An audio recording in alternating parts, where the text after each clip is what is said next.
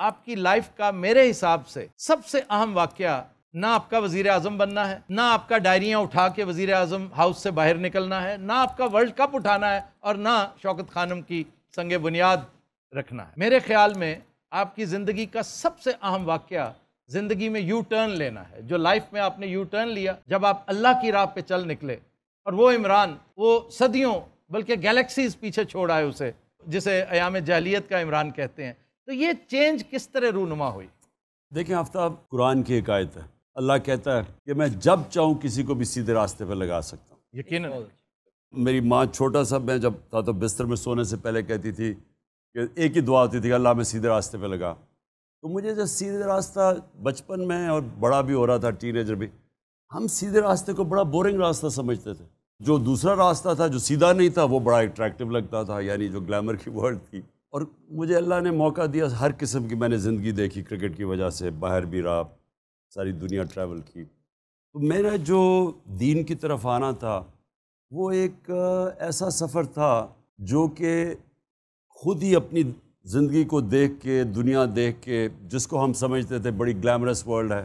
مثلا آپ اگر فلمیں دیکھیں، آپ اور ہم جب شروع میں تھے ویسٹرن فلمیں دیکھتے تھے، اسپورٹس ورلڈ کے اندر بھی، تو جو ہیروز تھے وہ سارے سیدھے راستے پہ نہیں تھے، وہ دوسرے راستے پہ تھے۔ بالکل بالکل دوسرے۔ تو ہمارے رول ماڈلز ادھر تھے، اور ماں کہتی تھی سیدھے راستے پہ لگو۔ میں نے اپنی زندگی میں آہستہ آہستہ ریئلائز کیا جو ہمارے رول ماڈلز پاپ سٹارز تھے انگلینڈ کے اندر، جو امریکہ کے اندر، تو میں ان کو ملا اپنی زندگی میں، ان کی پھر زندگیاں دیکھی، تو مجھے آہستہ آہستہ ریئلائز کیا کہ وہ جو ہمیں اٹریکٹیو راستہ لگتا تھا اصل میں وہ تباہی کا راستہ ہے۔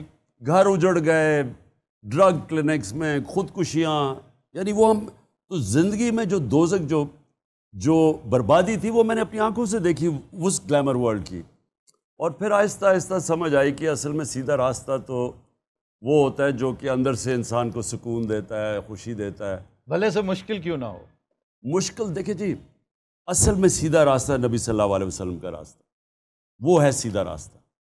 اب تو اس کی راستہ دیکھنے کے لیے ان کی آپ زندگی پڑھیں، یا ان کی زندگی کیا تھی، تو ان کی زندگی تو بڑی مشکل زندگی تھی، آسان زندگی تو نہیں تھی۔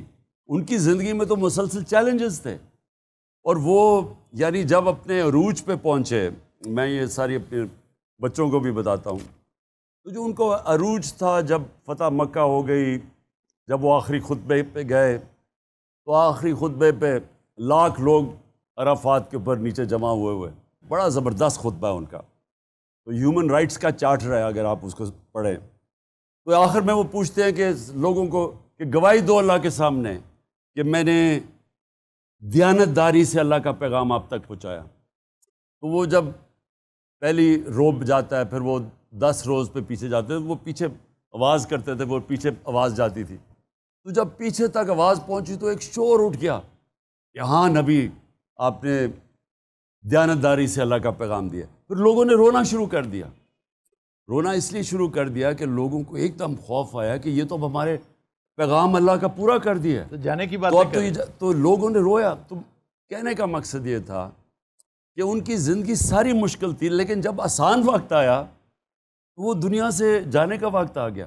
جب ہم آسان زندگی ڈھونڈتے ہیں اس میں عظمت نہیں ہے، عظمت اس زندگی میں ہے جو جد و جہد کا نام ہے، جو ان کی زندگی تھی۔